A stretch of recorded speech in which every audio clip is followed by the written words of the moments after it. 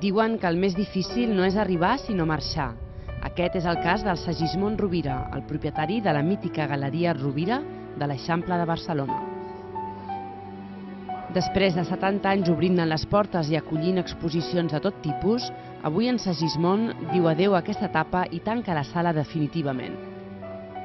Penseu que nosaltres estem de lloguer, les despeses van pujant més del compte i bé, ha arribat el moment que hem pensat que hem de fer, com diem amb aquesta exposició, inici d'una nova etapa.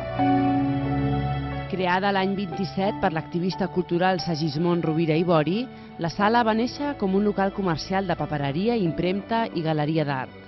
Durant tot aquest temps, 3 generacions d'una mateixa família han desenvolupat aquesta tasca amb un objectiu molt clar.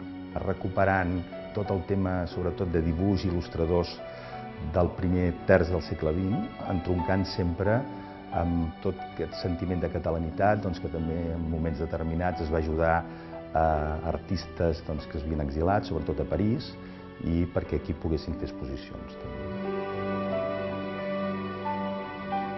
Amb l'exposició actual, avui la Sala Rovira dona per finalitzada una llarga etapa, però en Segismond ja està treballant per obrir altres portes. De fet, les pròximes setmanes la sala passarà a ser una galeria virtual. Dia trist i emotiu per en Segismond i el món artístic que, malgrat aquest comiat, busca incansablement nous horitzons.